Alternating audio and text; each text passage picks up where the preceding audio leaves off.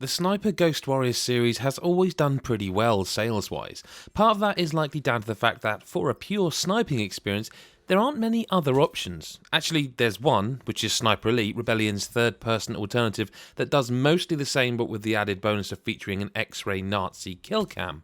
Thing is, between the two franchises there's never been much call for innovation. Being the only two horses in the race guarantees them first or second place every release year, and anyway the sales history dictates that the core fans are happy. But over the years, Sniper Ghost Warrior has at least tried to inject more story into its games though, with 3 being a particular highlight in this regard, but at some point it has obviously become apparent to them that all the fans really want is the godlike sensation you get from picking off unsuspecting enemies from 1,000 yards away. So CI Games dumped the story, added a high-tech Dr. Doom mask, and whacked another subtitle on the end of the original subtitle. Thus we have Sniper Ghost Warrior Contracts, a game whose title needs to have all 4 of those words in it now, no matter how disconnected they are for fear of losing its identity entirely.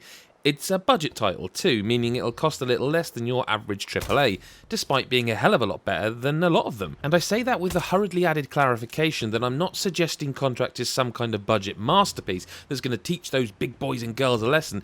It's not. At all, but what it very much is a game that knows exactly what it wants to be, even going so far as to slap together a brilliantly convoluted sci-fi reason for things like scan mode and reduced fall damage that most games wouldn't even bother to explain.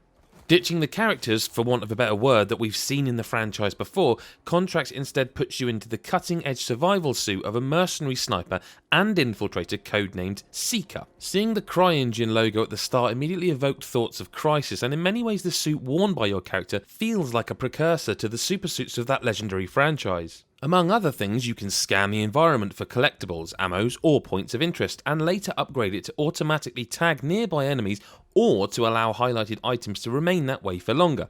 It helps you move silently, negate a certain amount of fall damage, and run faster. It's not mine-proof though, trust me on that one. Ultimately, it may be a gimmick that genuinely resembles Marvel's Doctor Doom, but it's also a neat way of making your character feel like the anonymous, cold-hearted distance killer that he is. Each mission is a multi-part affair that takes place in a kind of hub map. I don't know why this is, if I'm honest. Each section of each mission could be a self-contained 15-minute mission that doesn't see you traipsing across empty, hollow landscapes between objectives, and I wouldn't be mad at all. As it is, the structure is kind of annoying. The open hub areas don't offer a single thing, very little to collect, very little to see, and nothing to really do. You can even use fast travel points to get around quicker and not lose anything, so it's something that to me feels superfluous. Either way, you're assigned your jobs in a very Hitman style manner, complete with a red, white and black motif, and narrated by your English accented handler as images and dossiers fly around impactfully in the background. It's actually quite cool though, and sets the mood for the mission to come. Perhaps intentionally, the sniping takes a long time to get the hang of. Instead of just having a reticule near the crosshair that shows where the bullet will actually go, Contracts instead introduces the concept of bullet drop. I'm not exaggerating when I say that for the first few hours this was one of the most infuriating ideas I've ever seen. In fact, I'm still not entirely sure I'm doing it right. Essentially, a discrete animation shows a little cascading trail highlighting where your bullet should land based on elevation, distance and wind resistance. Frankly, it was a while before I could hit diddly shit with it, but as there was no way to disable or change it, I was forced to adapt.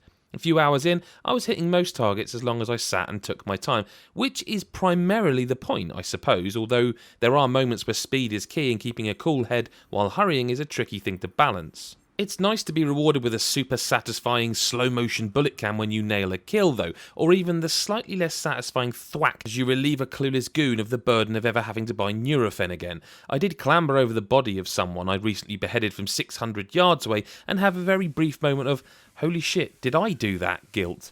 The realisation that all he had left was a bottom jaw seemed at the time a little excessive. Graphically, Sniper Ghost Warrior Contracts is mostly only okay. It does look decent enough on the surface with some solid weather effects and some nice use of light and shadow. I played on a fairly high-spec PC, but I have to be honest and say that I left it on the default setting because when I ramped everything up to Ultra, I didn't see enough of a difference to warrant the added oomph, but does hit the occasional glitch, particularly with collision detection and corpse twitch. The age-old issue of NPCs repeating their lines also pops up regularly, and it's kind of just something you'll learn to tune out. I haven't noticed anything game-breaking or that even really negatively affects my enjoyment though. And Contract is enjoyable. I even started to get used to the hub map structure eventually, feeling compelled to track and nail the occasional optional bounty and always taking great satisfaction in spotting and eliminating an enemy sniper before they had even got a bead on me.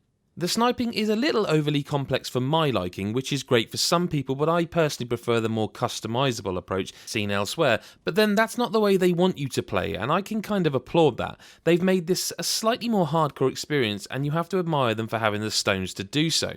With every iteration, this series hops a step ahead of its closest rival until the next iteration of that series, so for now it's the genre leader again. It's not the prettiest game and certainly not the most accessible, but as a budget title it's worth picking up for fans of stealth-based action.